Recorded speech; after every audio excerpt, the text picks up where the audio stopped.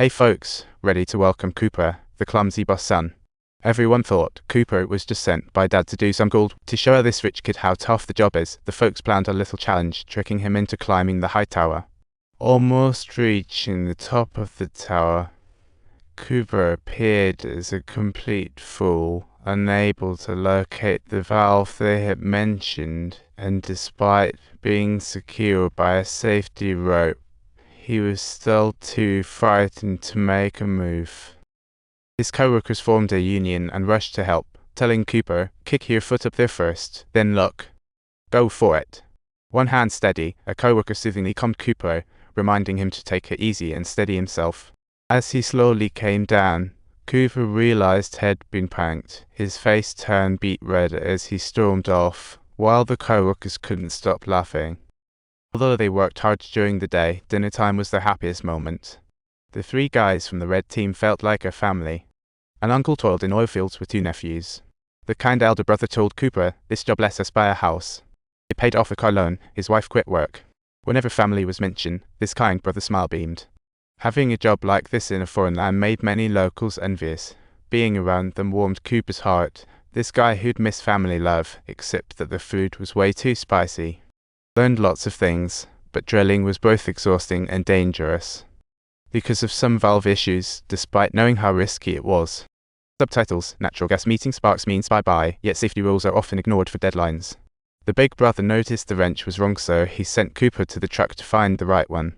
But as Cooper rummaged through the truck looking for it, an explosion erupted. The shockwave flung him skyward. Cooper, alive, woke and sought his phone for help. Staring at the raging fire in the oil field, his face was a canvas of fear. After the accident, Tommy rushed over, his feelings a mess. After a quick chat with the sheriff, he dashed to the ambulance to check on his son. Seeing Cooper was mostly okay, he quickly asked, "Did you shut the valve? We can't let gas keep burning. Might lead to a second explosion." Cooper could barely speak. Tommy was anxiously looking at him, facing this risk.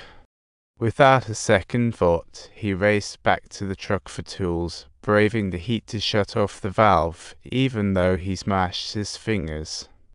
He endured the pain until he finally shut the valve, tossed the tools back in the truck, and took off his gloves afterward, only to realize his pinky had been smashed. The sheriff told him to head to the hospital, but Tommy just waved him off, took a puff of his cigarette, and downed the beer the sheriff handed him. Then he picked up the phone to report to the big boss.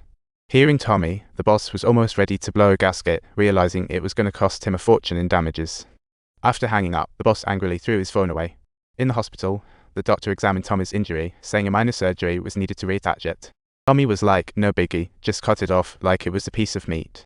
The doctor insisted on tests. All Tommy could think was, "This is overly He casually pulled out a pocket knife and chopped it off, having no time to waste at the hospital. Just wrapped it up and headed out. Even though 3 people died in the accident, they only found 1 body at the scene. The other 2 were probably burned beyond recognition. Tommy didn't know how to face the victims' families. Later, he went to Cooper's room, learned what happened, and worried about his son. He warned Cooper to quit the job. He didn't want to lose his son.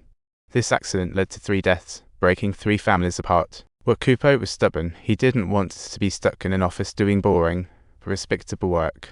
As he sat at his dorm door wallowing in sadness, while he was doom scrolling and smoking, 2 young Mexican guys approached him, and Cooper's gut told him something was off. He quickly asked what was up, only to be met with a punch right in the face. And then another. Cooper managed to push the skinny one away and tackle the bigger guy to the ground, only for the skinny dude to pull the gun on him. The skinny guy yelled for Cooper to let go of his buddy, who was about to be choked out. The skinny one was waving the gun, and Cooper calmly replied, "I could kill you in an instant, but you better think twice. Can you handle the slammer?" Ruckus drew a crowd of co-workers.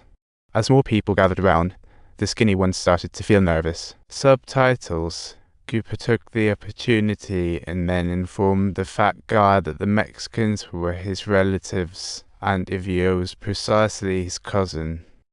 Why did my family die while Cooper's okay? Faced with this accusation, Cooper felt his anxiety rising. Just as he was about to blow his top, the skinny one went for the gun on the ground, and a sudden burly black man stomped on it. Realizing they had messed with the wrong guy, both decided to bolt, but Cooper said he wouldn't press any charges. The big guy admired Cooper's guts and invited him to join his crew. Those 2 earlier were also part of his gang. But things didn't calm down. They met again soon.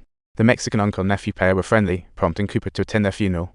At the door, he was blocked by those two Mexican guys who weren't welcoming, telling him to get lost.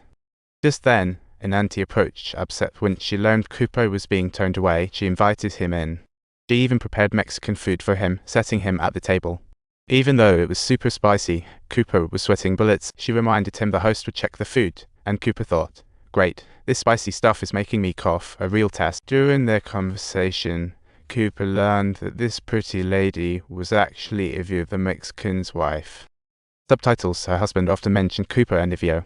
Cooper realized the lady was Anna. Mentioning her late husband made Anna tear up. To cheer her up, Cooper struggled through the spice and kept eating. Watching him turn beet red just to make her happy, Anna noticed Cooper's struggle. She seemed to see a reflection of her late husband in him. At that moment, Anna realized the baby in her arms was hungry and started to nurse. Hi everyone, thanks for watching. If you like our show, please like and subscribe for more exciting content.